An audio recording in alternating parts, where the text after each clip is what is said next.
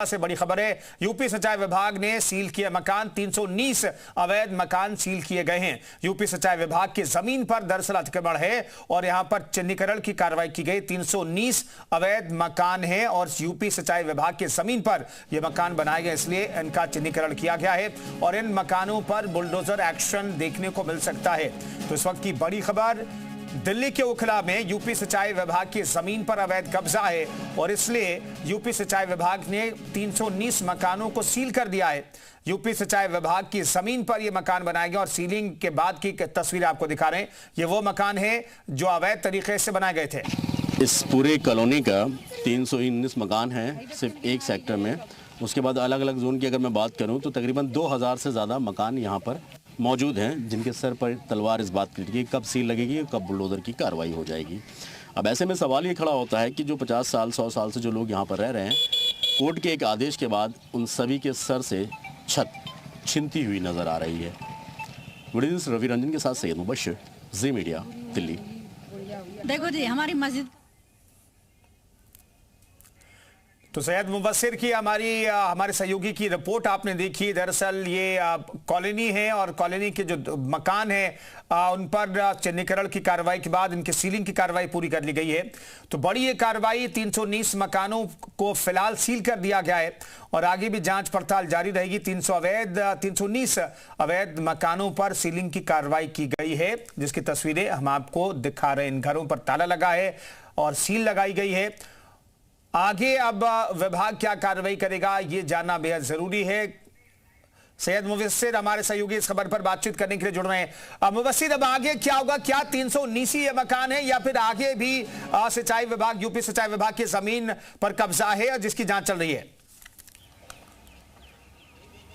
और बिल्कुल चंदन, देखिए अभी तो फिलहाल 319 जो मकान है उनका हलफनामा कोर्ट में दायर किया गया है प्रशासन की तरफ से कि 319 मकानों पर हमने सील लगा दी है। मैं पहले आपको वो मकान दिखा दूं, उसके बाद कुछ लोग भी यहाँ पे हैं, उनसे भी बात करने की हम कोशिश करेंगे और जानेंगे कि आखिर किस तरीके से देख रहे हैं। ये पूरा इलाका जो है, इसमें तकरीबन 2 से 2,500 मकान है। हालांकि जब 15 दिसंबर को यहाँ पर प्रशासन का अमला आता है तो उनको आनन फानन में मकान खाली करने का ये सब इस तरीके से सील लगाकर यहाँ पर गए और सबके मकान के जो सामान है वो सामान सब बाहर इस वक्त पड़ा हुआ है। लोग ठंड में, आपको पता है कि दिल्ली एनसीआर में कितनी भयानक इस टाइम ठंड हो रही है, कोहरा हो रहा है और वो सब इस वक्त बाहर यानी खुले में रहने को मजबूर है। ये आप देखेंगे कि ये सील लगी हुई है, जिनका दरवाजा लॉक नहीं है उसमें चैन डाल के इस तरीके से सील लगाई गई है और ऐसे 319 मकान फिलहाल है। लेकिन ये कार्रवाई आगे और बड़ी हो सकती है।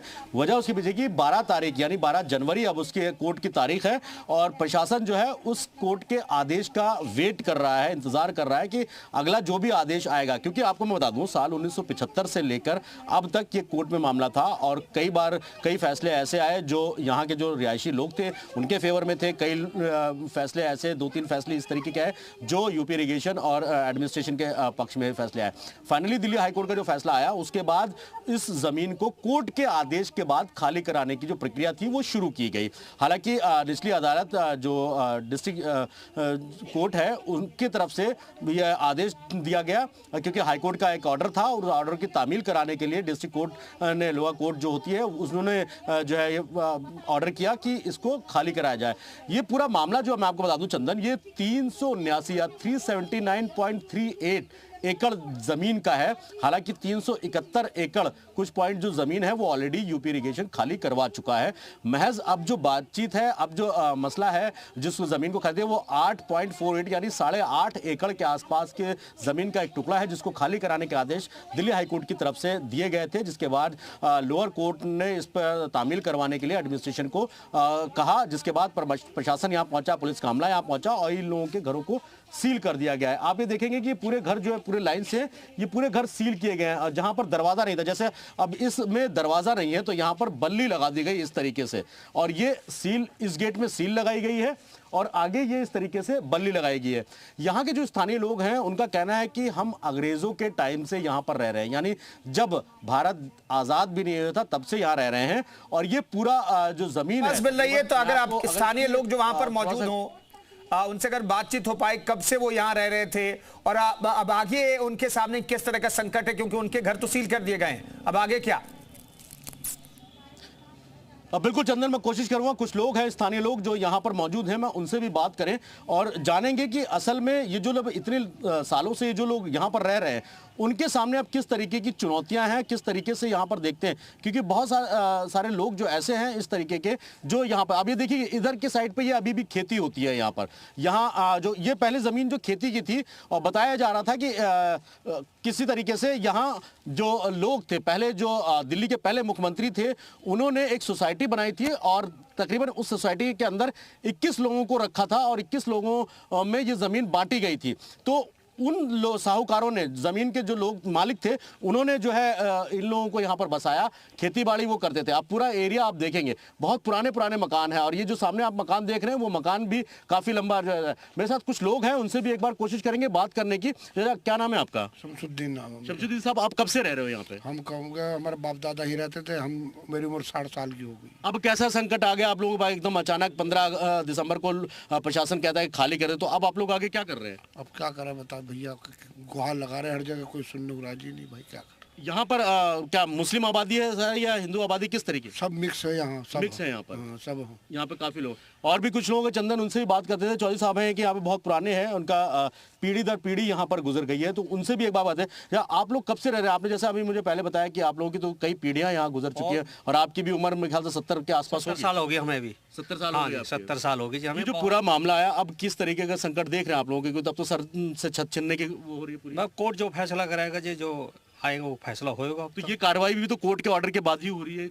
हाँ जी, खाली करने की नहीं हो उसमें। खाली करने क्या है पूरा मामला, थोड़ा सा अगर मुझे करने की नहीं हो रहा, सीलिंग करने के लिए बोला था इन्हें, वो आगे के लिए, यहाँ के लिए नहीं था। अच्छा, आगे के लिए ऑर्डर थे, यहाँ के कोई मैटर नहीं। तो फिर यहाँ पे भी तो सील हुई है? यहाँ तो लोगों ने इंगे को भगा दिए।